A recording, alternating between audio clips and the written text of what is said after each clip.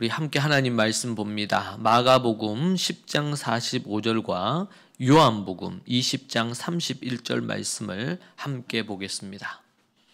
한 목소리로 같이 읽으십시다. 인자가 온 것은 섬김을 받으려 함이 아니라 도리어 섬기려 하고 자기 목숨을 많은 사람의 대속물로 주려 함이니라. 요한복음 20장 31절입니다. 오직 이것을 기록함은 너희로 예수께서 하나님의 아들 그리스도이심을 믿게 하려 함이요 또 너희로 믿고 그 이름을 힘입어 생명을 얻게 하려 함이니라. 아멘. 우리는 오늘 우리가 사복음서를 우리가 살피게 되겠습니다. 사복음서에서 우리는 예수님을 만납니다. 사복음서 마태복음, 마가복음, 누가복음, 요한복음에서 예수님의 어떤 모습을 우리가 볼 수 있을까요? 그 부분에 대해서 우리가 함께 생각해 보도록 하겠습니다. 우리는 기독교는 유대교와 가장 큰 차이가 예수 그리스도를 믿는, 예수 그리스도를 따르는 그러한 믿음, 신앙을 갖고 있습니다. 유대교는 예수 그리스도를 믿거나 따르지 않습니다. 저들은 구약의 여호와의 하나님은 알고 있고 그리고 또 모세의 율법은 알고 있지만 하나님이 보내신 대속 제물 되신 예수님은 저들이 모르고 서로 머리로 알았다 하더라도 마음으로 그 예수님을 모셔드리지 않으므로 하나님의 진정한 친백성이 되고 참 유대인, 진짜 유대인이 되지 못하는 것입니다. 그래서 사도 바울이 육신의 할례가 진짜 할례가 아니고 마음의 할례를 받아야 그것이 진정한 할례다. 육신의 아브라함의 자손이 아니고 예수 그리스도로 거듭나 하나님의 자녀가 되어야 진정한 하나님의 자녀다. 그것을 얘기하고 있어요. 여러분, 유대인이고 랍비 출신이고 그런 사도 바울이 이런 얘기를 할 때는 유대주의에 빠져 있고 율법주의에 빠져 있는 이 유대인에게 돌 맞거나 죽을 각오가 아니면은 할 수 없는 말입니다. 그냥 바울이 얘기한 로마서에 얘기한 이 얘기는 스데반이 얘기한 것은 이 바울이 얘기한 것에 비하면 이것은 아무것도 아닙니다. 그런데 스데반을 돌로 쳐서 죽였잖아요.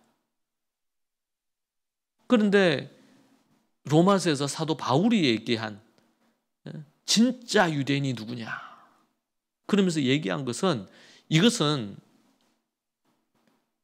그냥 스데반 집사님이 얘기한 것은 가벼운 펀치였다면 사도 바울이 얘기한 것은 거의 핵폭탄급입니다.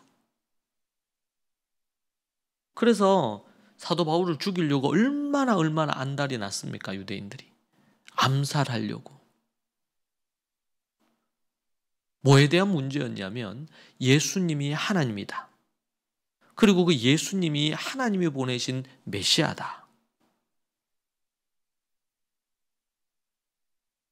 그리고 유대주의 너희들이 얘기하는 율법을 지켜서 자신의 의로 자신의 어떤 의지력과 능력으로 의를 행해서 구원 얻으려고 하는 그 모든 것들은 헛되다. 그러니까 유대교의 바탕 위에 있는 것을 기초를 완전히 허물어 떨어버리는 거예요. 그러니 저들 입장에서는 분노가 일어날 수밖에 없는 거죠. 그 중심에 누가 계시냐? 예수 그리스도가 계시는 거예요. 예수님이. 여러분은 예수님을 믿고 예수님을 노래하고 예수님의 십자가와 부활을 말하고 오직 예수 그리스도 그분을 믿는 믿음으로만 우리가 구원을 얻을 수 있다고. 우리는 그 믿음을 갖고 있습니다. 때로는 이것이 이 세상에서 너무나 편협하고 너무나 이기적인 그런 가르침으로 그렇게 취급받을 때도 있죠. 왜 꼭 너희들이 믿는 예수로만 구원을 얻는다고 하느냐.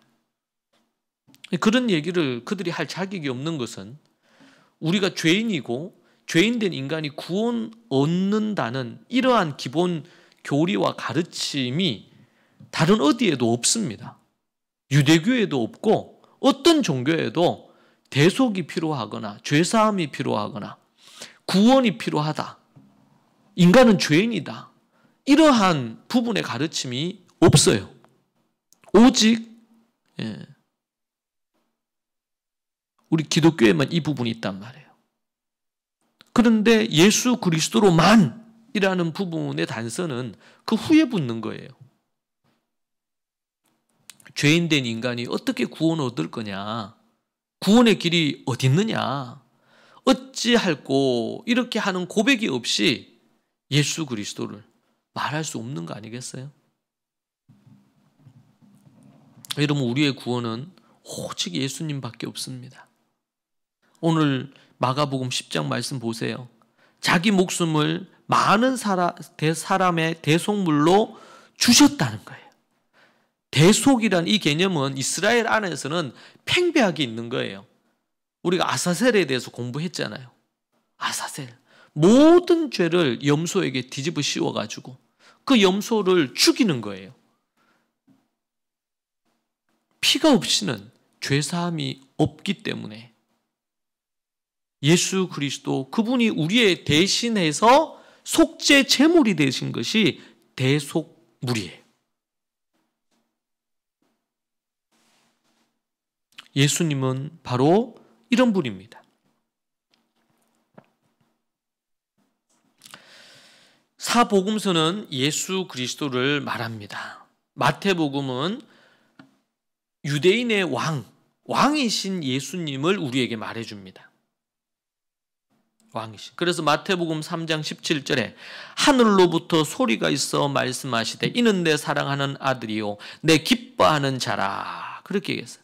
하늘에서 하나님의 음성, 성부 하나님의 소리가 들리는 거예요. 내 사랑하는 아들이다. 예수님이. 내가 내 기뻐하는 자다. 그리고 마태복음 28장 마지막 끝부분에서 또 얘기하죠. 하늘과 땅의 모든 권세를 예수님께 주셨으니 그러므로 너희는 가서 이렇게 얘기합니다. 모든 하늘과 땅의 모든 권세를 내가 받았다. 그러니 내가 너희들을 보내니 너희는 가서 모든 민족으로 제자를 삼고 이렇게 해라. 19절 20절에 명령을 주시기 전에 왕으로서 하늘과 땅의 권세를 받으신 왕이신 예수님이 그렇게 명령하신 거예요. 그리고 세상 끝날까지 항상 너희와 함께 있겠다는 거예요. 아멘입니까? 왕이신 그분이 1차적으로는 유대인의 왕이시고 2차적으로는 만왕의 왕이세요. 이 지구에 있는 모든 인류의 왕이 되시는 분이 예수님입니다. 마태복음은 왕 되신 예수님을 우리에게 말해줍니다. 구약 성경에서는 하나님의 백성이 오래전에 약속된 왕, 메시아께서 왕이신 그분이 오신다는 거예요. 그래서 여러분 우리가 마태복음에서 길게 족보로 이 얘기를 시작하는 것은 예수님의 이 족보가 어디로부터 온 거냐? 예수님의 뿌리가 어디냐? 아브라함과 다윗의 자손 예수 그리스도의 세계다. 아브라함과 다윗의 자손으로 왕이 오신다고 했단 말이에요. 왕이 오신다. 그 메시아를 우리가 기다린다. 그 약속이 예수 그리스도 안에서 성취되고 이루어지고 그 왕이 이 땅에 오셔서 왕이 어떤 생애를 사셨고 어떤 가르침과 어떤 삶의 어떤 사역을 활동을 하셨는지 그것을 기록하고 있습니다. 아브라함의 자손이요 다윗의 자손이라고 얘기한 것은 바로 왕족이라는 거예요. 예수님의 왕의 족속이라는 거죠.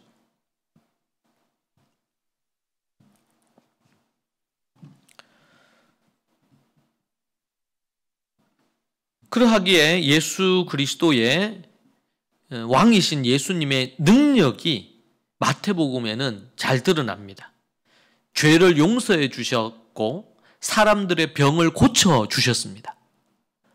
생명의 왕, 만왕의 왕, 모든 능력을 가지신 그 예수 그리스도께서 병든 자를 고쳐주시고 귀신을 쫓아내시고 죽은 자를 살리시고 그리고 죄를 용서해 주시는, 죄를 사해 주시는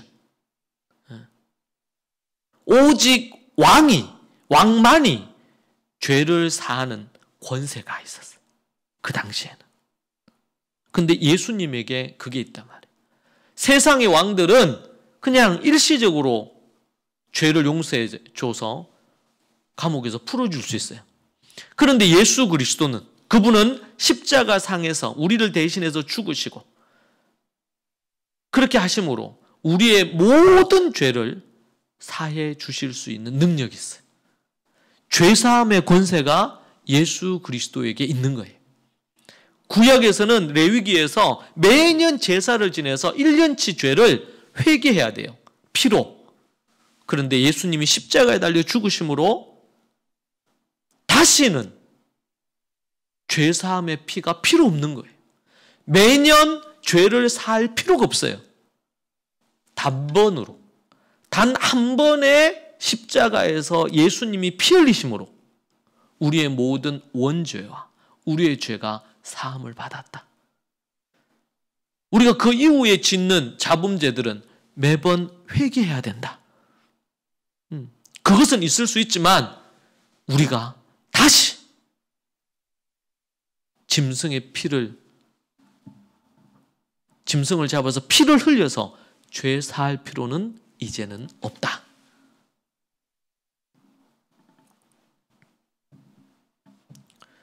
그리고 예수님의 그 능력은 어디에서 더 강렬하게 나오냐면 십자가에서 부활하심으로 죽음뿐만 아니라 죽음을 이기신 능력이죠.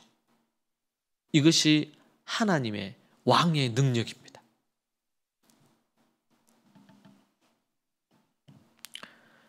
그분은 왕이십니다. 만왕의 왕이요 만주의 주입니다. 여러분 우리가 하나님을 우리가 믿는 예수님이 만왕의 왕이고 만주의 주고 이 역사를 이 지구를 통치하시는 분이다. 여러분 이것에 대한 이해와 이 마인드가 있어야 됩니다. 우리 하나님 아버지 성부 하나님을 아버지라 부르고 예수 그리스도를 우리가 따릅니다. 하나님이 보내신 메시아시고 독생하신 하나님이시니까. 근데 그 하나님이 왕이시고 우리는 그 왕의 제자들이고 하나님은 왕이시고 우리는 그 하나님의 왕이신 하나님의 아들입니다. 예수님이 맏형이고 우리는 그분의 동생들이라고 성경은 우리에게 말하고 있잖아요. 왕의 가문이야. 여러분은 왕족이에요. 이렇게 감동이 없어가지고 우리가 왕족이나 왕족. 여러분 어깨를 펴시고 그럴 때도 당당하게 어디 뭐 이렇게 낮은 자존감으로 열등감 가운데 우리가 뭔가 넘어지고 죄짓고 실수한다. 그 회개하고 하나님 나아가면 돼요. 그것이 우리의 존재를 흐트러 놓거나 우리를 바꾸는 게 아니에요. 진정으로 우리가 거듭났다면 거듭나기 전에는 진정으로 거듭나는 게 필요하고 진정으로 거듭나고 나면 우리는 하나님을 아버지라 부르잖아요. 근데 그분이 만왕의 왕이시고 독생하신 아들을 이 땅에 보내셨는데 그 예수님은 하나님의 아들이시잖아요.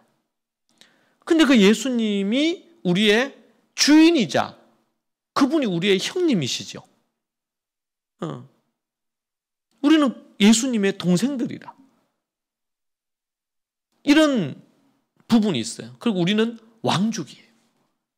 예수 그리스도 안에서, 하나님 안에서 우리는 왕족이라. 이런 스스로에 대한 자부심, 스스로에 대한 어떤 그 부분이 있어야 돼요. 그러니 여러분, 우리가 염려하고 걱정할 게 있잖아요. 인생을 살다 보면. 근데 아무것도 염려할 필요가 없어요. 왜? 하나님의 아버지시고 예수님이 우리 형님이신데 그분이 우리의 인생을 이끌어 주실 거란 말이에요. 옛날에 왕들도, 왕의 자식들, 왕자들도 보면 그런 왕자들 있잖아요. 정말 왕자로서 왕자답게 열심히 학문을 공부하고, 그리고 왕의 자식으로서 면모를 갖추는 왕이 있는가 하면 그냥 허랑방탕하게 생활하는 왕자들도 있잖아요. 왕족이라는 그거 가지고 거드름을 피우고, 신하들을 함부로 대하고 종들을 무시하고 이런 이들도 있잖아요. 그 걱정거리죠. 아버지의, 왕의 걱정거리야, 그런 왕자들은. 그런 것처럼 우리가 왕족의 당당함을 가진다는 것이 교만해도 된다든지 아니면 거드름 피우면서 다른 사람을 무시하면서 살아도 된다는 말이 아니고, 하나님 앞에 하나님의 자녀로 왕자로서의 그러한 면모를 갖추고 하나님의 자녀요, 예수 그리스도의 동생으로서 또 제자로서 합당한 그런 면모를 갖춰야 된다. 아멘입니까?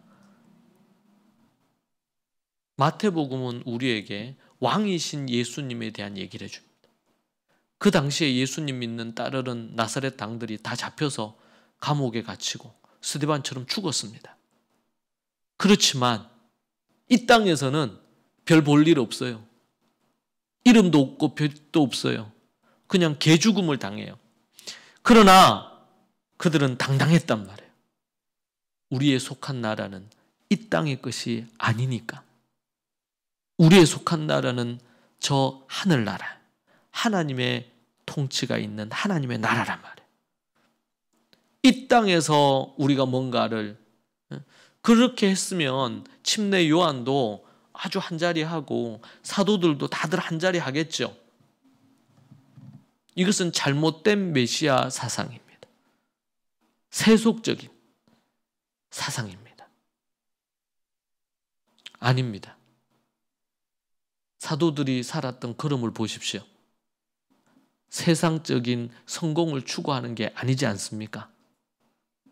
물론 많은 초대교회에 높은 자리에 있었던 사람도 있고, 마가의 아버지 같은 경우에는 그 집안은 엄청 부유한 집이었습니다. 부자들도 많았습니다. 예수님을 따르고 초대교회에는 보면 많았어요. 가난한 자들로 구성된 것이 초대교회는 아니었습니다. 물론 가난한 자들이 있었죠. 그러나 바나바 같은 경우에도 그렇고 부자였는데 자신의 가진 재산을 다 베드로 앞에 내어놓음으로 교회에 헌금하잖아요. 그러니까 많은 어려운 이들, 가난한 이들, 핍박당하는 이들을 위해서 그 재물을 썼잖아요. 고아와 과부를 위해서 그걸 썼잖아요. 자신의 것을 자신의 것으로 여기지 않고 나누었단 말이에요. 이게 초대교회가 가지고 있는 매우 중요한 정신이거든요. 이게. 물론 이스라엘에 그런 분위기가 있어요. 구제하는 문화가 있어요. 다른 어떤 나라에도 없는 그런 문화들이 있어요. 지금도 있어요.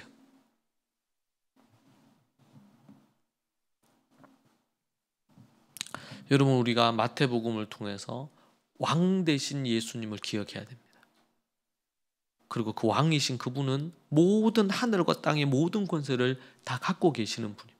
문제는 이 예수님을 어느 지니처럼 램프를 문지르고 이렇게 하고 우리가 기도하고 말씀 보고 헌금하고 그러면 하나님께서 우리의 소원을 들어주시고 응답해 주시고, 소위 말해서 뭐 이게 금도끼가 네 도끼냐 뭐 이런 것처럼 말해요. 우리가 지성이면 감천이다고 막 그렇게 하면은 하나님께서, 그것은 자신이 만든 종교예요. 성경에는 전혀 그렇지 않아요. 전적인 하나님의 뜻에 우리가 따라가는 거예요. 기도는 그분의 뜻을 알고 따라가겠다는 고백이지, 내가 원하는 것을 막 아래서 얻어내는 거, 이게 아니에요. 그런 요소가 일부분 있을 수 있지만 그것은 기도의 전부가 아니잖아요. 여러분, 이게 너무나 왜곡된 신앙의 부분을 가질 수 있어요. 저는 왜 그런가? 성경을 공부를 안 해서 그래요. 성경 한 권이라도 제대로 공부를 깊이 있게 하면 그런 소리를 할 수가 없어요. 여러분, 이 시대가 얼마나 세속주의되고 기복신앙이 돼서 교회에서 이런 걸 하면 우리가 복을 받고 자식이 좋은 대학 들어가고 그러면 말이죠. 복 받았다 그러고 자식 성공시켰다 그러고, 그러면은 좋은 대학 못 들어가고 그렇게 한 그럼 집은, 그 부모는 저주받은 건가? 너무나 기복적인 이런 마인드를 갖는 거예요. 그것은 그냥 결과일 뿐이에요. 그것으로 신앙의 척도를 가늠하는 기준도 아니에요. 그거는.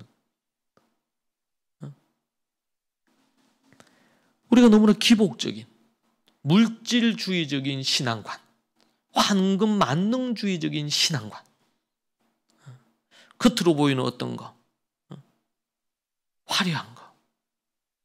여러분, 초대교회 보세요. 화려한 게 하나라도 있나요? 예수님을 보세요. 그냥 볼품이 없잖아. 이제 나이 30대 초반인데 한 50세대 가까이 되어 보였다 그랬어요. 예수님이 지금 이 땅에 계셨으면 지나가면서 아무도 그들도 안 봤을 거예요. 그런 분이에요, 예수님. 그런데 우리의 눈은 세상에 더 가까울 수 있는 거죠. 두 번째, 마가복음이죠. 마가복음은 뭡니까? 종입니다. 종. 고난의 종. 그래서 인자가 온 것은 섬김을 받으려 함이 아니라 도리어 섬기려 하고 자기 목숨을 많은 사람의 대속물로 추려한다. 예수님이 왜 오셨느냐? 희생의 종이 되고 고난의 종이 되고 낮아지는. 그래서 마가복음이 뭐예요? 소복음이에요. 송아지 복음이라 그래. 송아지가 그냥 아무 그거 없이 주인이 시키는 대로 묵묵히 밭을 갈잖아요. 근데 예수님은 그러죠. 그래서 이사야서 53장에도 보면 예수님이 정말 도살장에 끌려가는 그런 모습으로 비유되고 있죠. 마태복음이 유대인을 위해 쓰여졌다면 마가복음은 로마인을 위해서 마태가 이것을 기록했다고 합니다. 마태는 로마의 세금을 거두는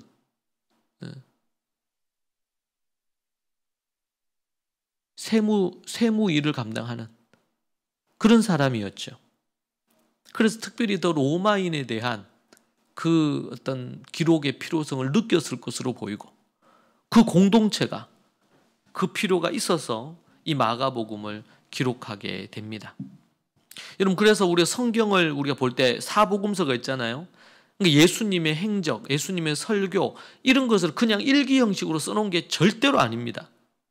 예수님의 많은 정보, 많은 내용 이런 것들이 그들의 기억 속에도 있고 구전으로 들은 것도 있고 여러 가지가 있겠죠. 그런데 그런 것을 마태는 유대인들을 위해서, 그 유대인들을 위한 복음서로 컨셉을 잡고 기록을 한 거예요. 마가는 로마인들을 위해서 컨셉을 잡고 기록을 하고 있습니다.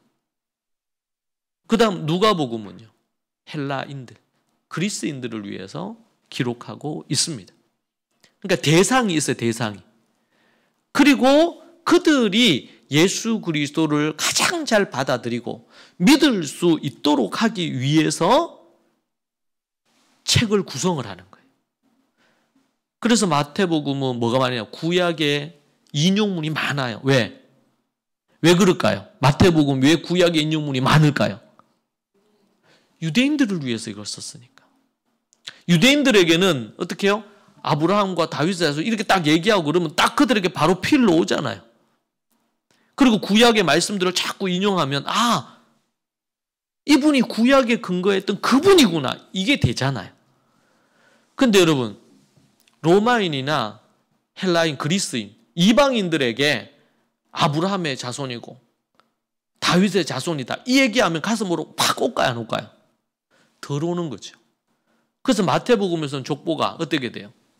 아브라함과 다윗 이렇게 해서 쭉 아브라함으로부터 쭉 내려와서 예수 그리스도가 마지막이야. 그런데 누가복음으로 가면 누가복음은요. 예수 그리스도로 출발을 해요. 쭉쭉 올라가서 어디까지 올라가요? 아브라함에서 그쳤죠. 아브라함으로부터 시작했잖아. 마태복음은. 근데 누가복음은 쭉쭉 올라가서 어디까지 올라갑니까? 아담까지 올라가지. 아담 그 위에는 하나님이잖아요. 왜냐하면 이제는 유대인뿐만 아니라 모든 인류의 하나님이다. 이 얘기를 해야 되거든요. 그리스도인들에게 이 복음서를 얘기하려면 그리스도인들에게는 유대인들의 하나님이다. 이렇게 하는 게 의미가 없잖아. 너희들의 하나님이다. 모든 인류의 하나님이다. 이 얘기를 해야 되니까. 그러니까 족보가 다른 거예요. 족보가. 족보를 잘못 기록한 게 아니고 마태의 족보, 누가의 족보 이게 다르잖아요. 그리고 그 안에 이건 지금 족보를 기록하는데 성경의 족보는 우리로 얘기하면 우리나라 저희 집에도 족보가 이게 족보가 제가 이제 종손이어서 제가 가지고 있어요. 족보가 엄청 많아요. 근데 그 족보는 뭐가 중요하겠어요? 우리의 족보들은 보면 정확하게 기록이 되었나 이게 중요하잖아요. 근데 마태복음과 누가복음의 족보는요. 그 정확도보다도 더 중요한 게 뭐냐면 이 복음서를 읽는 사람들이 예수 그리스도가 정말 그들이 믿을 수 있는 족보의 혈통으로 왔느냐 이게 중요한 거예요. 그러니까 누구의 아들 누구 이 부분도 필요하지만 이것보다 더 중요한 게 뭐예요? 예수 그리스도가 도대체 그러면 누구의 자손이냐? 마태복음에서는. 그리고 예수님을 통해서 거슬러 쭉 올라가고 그러면 우리 모든 이방인 그리스인들에게는 예수 그리스도가 누구냐? 그래서 이제 이 족보의 접근이 다른 겁니다. 여러분 마가복음에서 핵심은 예수님이 종으로 오셨다는 거예요. 하나님이신 그분, 왕이신 그분이 이 땅에 종으로 왔어. 그러니 우리도 예수 그리스도를 따라 이 땅에서 종된 삶을 살아야 된다. 그래서 예수님이 많은 사람이 대속물로 주러 왔다. 내가 너희들의 발을, 선생인 내가 너희들의 발을 씻기고 하나님인 내가 너희들의 발을 씻겼다면 너희는 서로 발을 씻기고 서로를 사랑해라. 그 얘기를 하시잖아요. 마가복음 10장에서.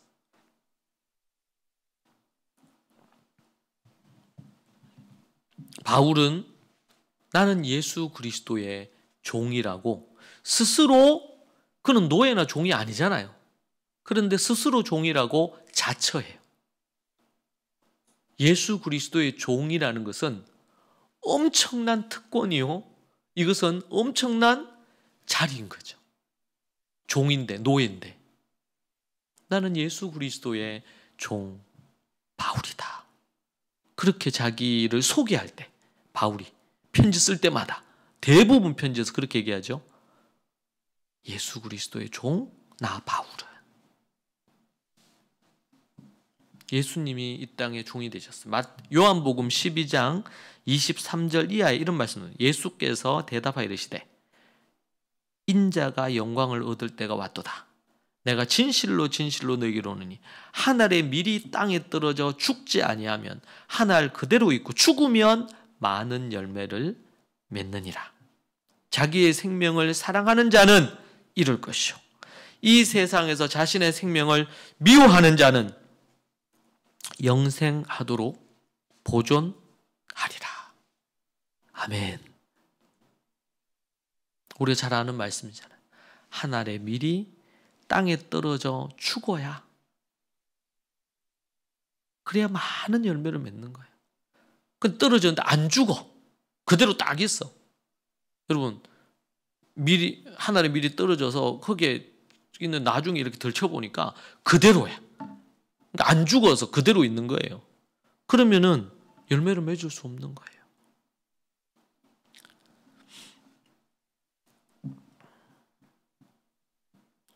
우리는 예수 그리스도께서 그러셨던 것처럼 우리가 이 땅에서 종된 삶, 희생하는 삶, 한 알의 밀이 땅에 떨어져 죽는 삶, 오직 사랑만 남는다는 말이 있죠. 여러분, 이 세상에서 우리가 이 세상을 사랑해야 돼. 하나님이 세상을 이처럼 사랑하사. 그래서 말도 안 되는 일을 하시잖아요. 원래는 죄인된 이 인간들, 하나님을 대적한 인간들 다 싹 썰어가지고 싹 죽여버려야 되는데 독생자를 보내셔서 대신 죽게 하시고, 그리고 이 죄인들을 사랑하셔서 살리신 거예요. 이것은 세상의 방법과는 다르죠. 지금 정치판에서 서로 죽이고 자기들끼리도 같은 당에서도 죽이고, 제가 볼 때는 국민들에 대해서는 안중에 있는 정치인들이 별로 없는 것 같아. 너무 안타까운 거예요. 안 죽어. 어떻게든 자기가 살기 위해서 다른 사람을 다 죽여. 이제 북한에 있는 우리 김정은은 보면은 다 죽이잖아요. 자기 혈족도 죽여요. 자기 자리를 빼앗으려 생각을 해서 공포 정치를 하잖아요.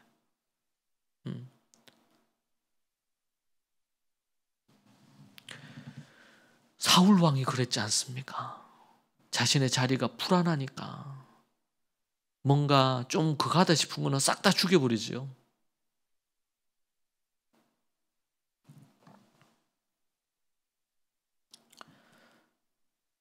예수님은 종이 되셔서 오셨습니다. 우리가 종이 되라고 말씀하시는 거예요. 지혜로운 종이 돼야 돼요. 누가복음은요.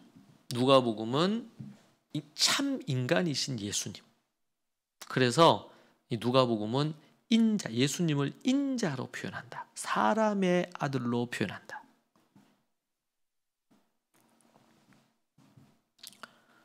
이 누가는 의사였고, 그리고 누가복음을 쓰고 사도행전까지 그렇게 기록하신 분이죠. 그래서 누가복음은 인간이신 예수님에 대해서 아주 잘 묘사를 해주고 있는 그런 모습들이 있습니다. 예수님이 고난당하시고 고통받으시고 그렇게 하는 것도 아주 리얼하게 표현을 해주고 있습니다. 그리고 이방인의 복음이라는, 앞에서 얘기한 것처럼 그리스인들을 위해서, 그러니까 온 백성에게 미칠 큰 기쁨의 좋은 소식이다. 유대인들뿐만 아니라 온 족속에게, 모든 이들에게 이 강조점이 많아요. 그래서 누가복음에는. 왜? 이 복음서를 받는 대상이 누구다? 네, 헬라인들, 그리스인들. 여러분, 사복음서 보는데 너무 재밌죠? 재밌다 하세요, 빨리. 너무 재밌잖아. 예수님의 4가지 모습을 다 우리가 이렇게 예수님에 대해서 알아간다는 게 얼마나 기쁜지 몰라요. 무조건 믿어라 이게 아니고 예수님이 바로 딱 이런 모습으로 있다는 거죠.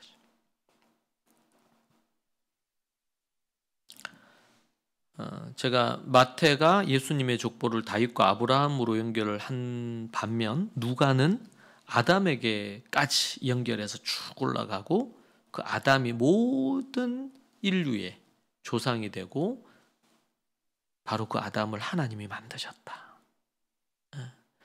여러분 우리의 뿌리가 어디 원숭이나 뭐 침팬지나 이게 아니에요. 우리의 뿌리가 하나님이에요. 하나님의 형상으로 우리가 지어진 존재예요. 옆이나 뒤나 한번 보세요. 자세히 보면 좀 원숭이 닮은 것 같을 수는 있는데 우리의 조상이 아니야. 원숭이가 아니고 누구야? 하나님이다. 하나님이 손수 지어서 만드셨고 하나님이 손수 하나님의 형상으로 하나님의 그 인격과 성품과 속성으로 인간을 빚어서 만들었다. 지난주에 제가 묵상했던 말씀 중에 하나, 너는 흙에서 왔으니 흙으로 돌아가라.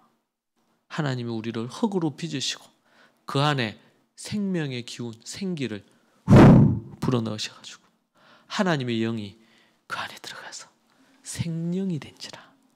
이게 누구냐면 아담이에요. 아담. 하와예요. 이게 하나님이 사람을 그렇게 만들었어. 얼마나 귀한지 몰라 이게. 그래서 예수님은 희노애락을 하셨어요. 모든 질고라 그러죠. 질고가 뭐예요? 질병으로 인한 괴로움.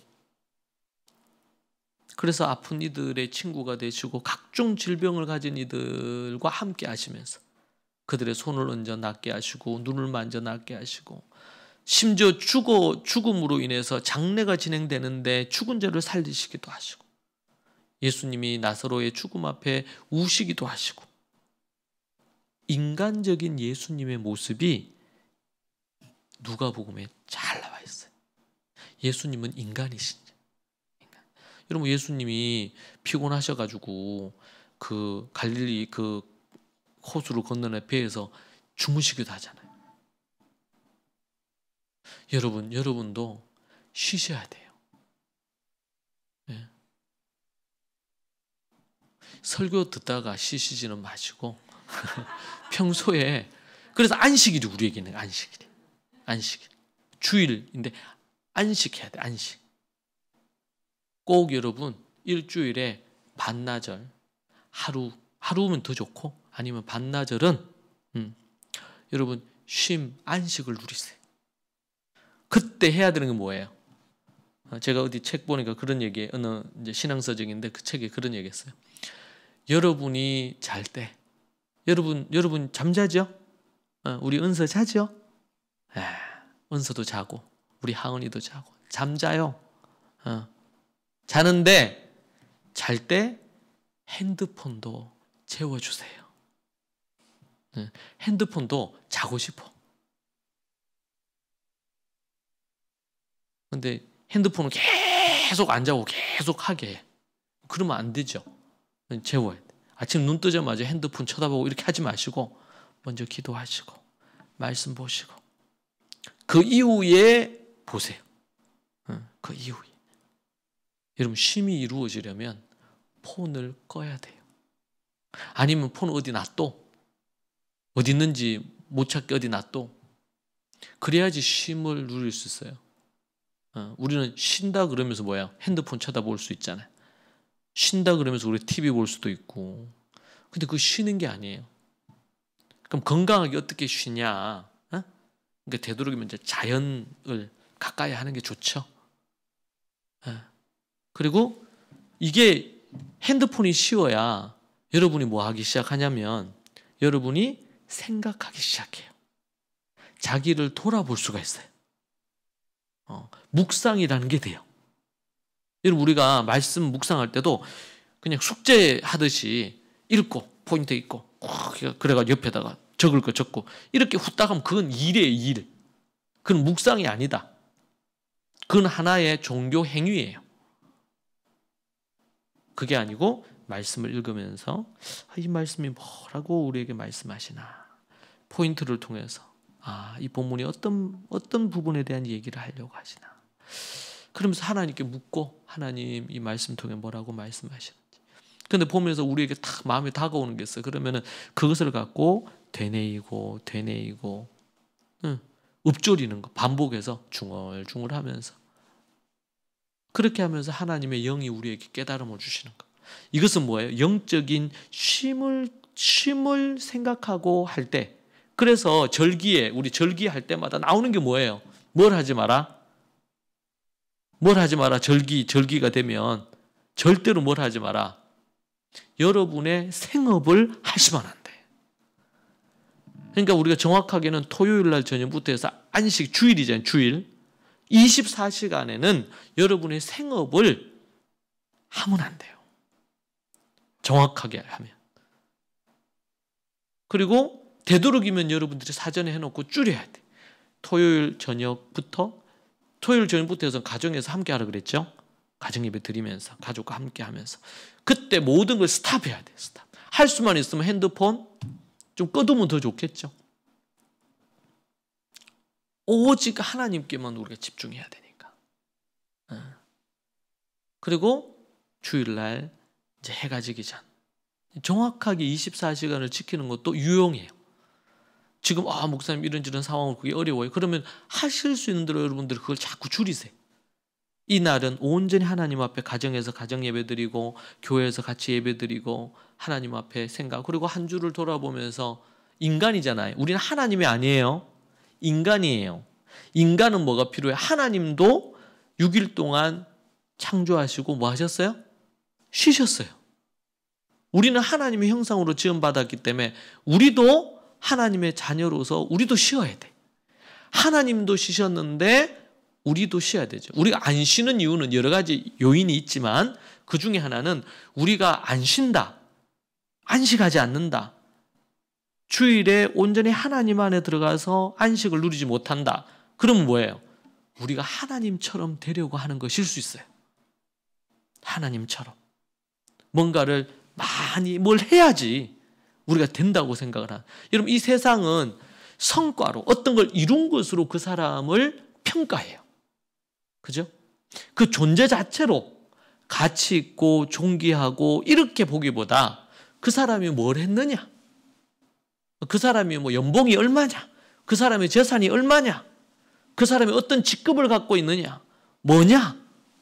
이런 것으로 자꾸 평가하는 것에 길들여져 있단 말이에요. 그것도 필요할 수 있어요. 그러나 우리는 우리 존재 자체로 가치 있는 거고 먹는 거, 입을 것보다 더 중요한 거 우리 몸이 중요하고 우리의 옷보다도 우리의 몸이 중요하고 그런 거 아니겠어요? 예수님은 참 인간이시다. 이게 누가복음의 예수님에 대한 묘사입니다. 참 인간이 되셨어요. 그래서 예수님이 어떤 모습이신가? 참 인간을 보려면 예수님을 봐야 돼요. 예수님 안에 참 인간의 모습이 드러나요. 미국이나 이 유럽에서 그런 부분이 있대요. 가족들이 모이거나 이렇게 하면 이게 이제 동양하고 큰 차이인데 뭐 기독교 문화에서 나온 것일 수도 있겠죠. 근데 그거는 참 우리가 배워야 될 것 같아요. 뭐 다 그런 건 아니겠지만 다수의 이 미국이나 이런 데서 모이면 이게 아버지나 이게 자식들한테 묻는데요. 오늘 네가 뭔가 실패한 게 뭐냐? 이런 걸 묻는다는 거예요. 실패한 게 뭐냐? 네가 계획했는데 오늘 하지 못한 게 뭐냐?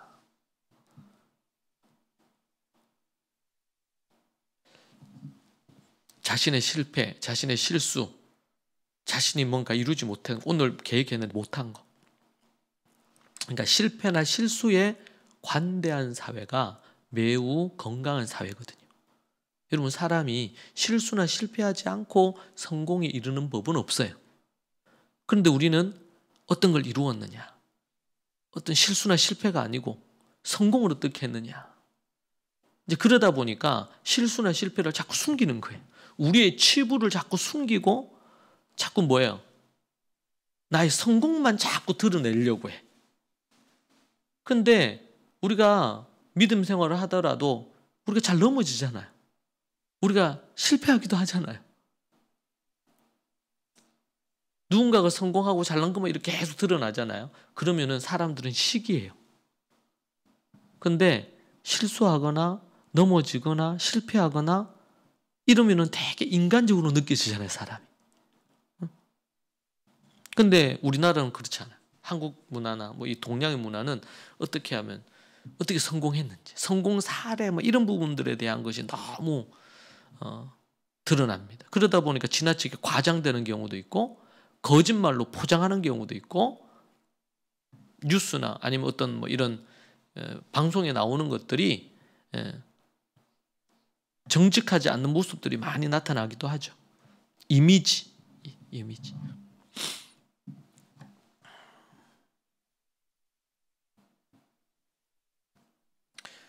여러분, 우리가 예수님을 믿고 살아가는데 믿지 않는 이 세상을 살면서 먼저 믿는 사람은 뭔가 우리가 좀 완벽해야 되고 뭔가 모범이 돼야 되고 잘나야 되고 이러려는 어떤 그런 마음이 깔려 있을 수 있거든요. 여러분, 그것은 우리가 외식주의나 이런 것에 율법주의에 빠질 수 있는 너무나 좋은 부분이에요. 사단의 꾀임이에요. 그거는. 그러면 안 돼요. 우리가 믿지 않는 사람과 함께 이렇게 하더라도 우리가 어떻게 완벽할 수 있어요? 그들이 다 알아요. 우리가 완벽하지 않는 거를.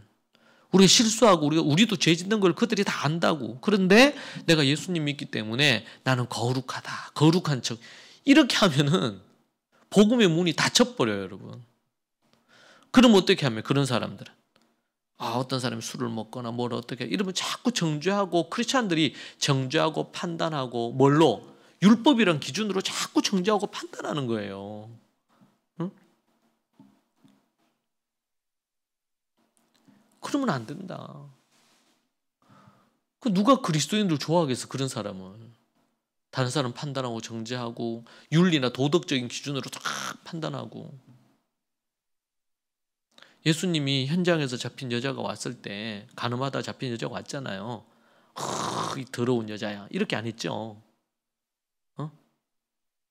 저런 여자 가까이 할 수가 없다. 피하시지도 않았잖아요.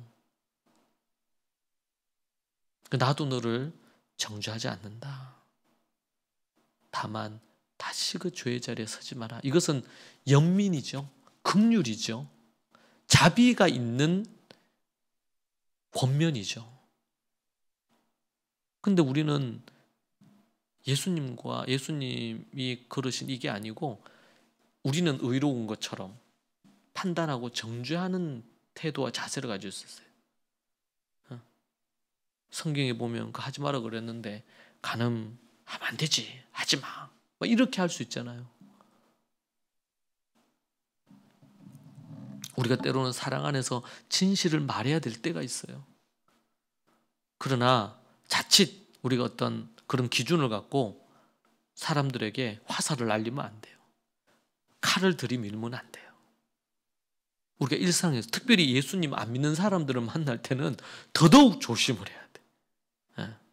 왜냐하면 그들은 하나님을 몰라요. 성경도 몰라요. 그게 죄인지도 몰라. 그게 죄인지도. 그런데 우리가 그게 죄라고 자꾸 얘기를 하면 어떻게 돼요? 우리의 의로움을 드러내는 걸로만 드러날 수밖에 없는 거예요. 그건 아니다. 그거는 이 세상을 사랑하는 우리의 자세가 아니다. 마지막으로 요한복음은요. 앞에 누가복음이 참 인간이신 예수님에 대한 얘기를 하면 요한복음은 참 하나님이신 예수님에 대해서 얘기해요. 참 이 사복음서가 딱 맞아 떨어지는 것 같아요. 그래서 20장 31절에 오직 이것을 기록하면 너희로 예수께서 하나님의 아들 그리스도이심을 믿게 하려 하며, 하나님의 아들이란 말은 곧 하나님이라는 뜻이거든요. 또 너희로 믿고 그 이름을 힘입어 생명을 얻게 하려 함이니라. 믿게 하고 얻게 하고 그렇게 우리에게 말씀해 주고 있습니다. 하나님의 아들 예수님이다. 하나님 아들. 그래서 요한복음에서는 7명이 요한복음에서 7명이 예수님이 하나님 아니면 하나님의 아들이라는 고백을 하고 있다고 합니다. 그 첫 번째가 1장 34절에 이분이 하나님의 아들이다. 침례 요한이 그런 얘기를 했고요. 그리고 나다나엘이 예수님께 당신은 하나님의 아들이십니다. 1장 49절에서 얘기했죠. 베드로가 예수님께 주님은 하나님의 거룩한 아들이십니다. 6장 69절에서 얘기하고, 마르다가 또 예수님께 주는 그리스도시며 하나님의 아들이십니다. 11장 27절에 얘기합니다. 그리고 도마가 예수님께 나의 주님이시며 나의 하나님이십니다. 20장 28절에 얘기합니다. 사도 요한이 예수님은 하나님의 아들 그리스도이십니다. 20장 31절에서 얘기합니다. 그리고 나는 하나님의 아들이다. 그러면서 예수님 스스로가 10장 36절에서 자신이 하나님의 아들임을 스스로 말씀하신 부분입니다. 7번 이 부분이 언급되고 있어요. 하나님의 아들이다. 여러분, 우리는 예수님을 참 인간으로 믿고 또 한면으로 뭐예요? 참 하나님이신 것을 믿습니다. 이 땅에 인간의 몸을 입고 인간으로 오셨지만, 우리와 동일한 사람으로 오셨지만, 그러나 그분은 하나님이시다. 이 두 가지, 하나님 100% 하나님이심과 100% 뭐예요? 또 인간이시다. 예수님이 그렇다. 여러분, 그 예수님을 믿습니까? 네. 우리 그 예수님을 믿고 그 예수님을 높이고 그 예수님을 사랑하고 그 예수님이 사셨던 그 모습을 우리가 예수님과 똑같을 수는 없겠죠. 그런데 예수님을 닮아가는, 예수님이 행하신 것. 그래서 이 성경을 저는 연구하면 할수록 특별히 복음서를 연구하거나 이렇게 할 때 예수님이 선명하게 보이잖아요. 그럼 여러분 그걸 꾸준하게 말씀을 연구하잖아요. 연구하다 보면 기도하게 되죠. 말씀은 능력이잖아요.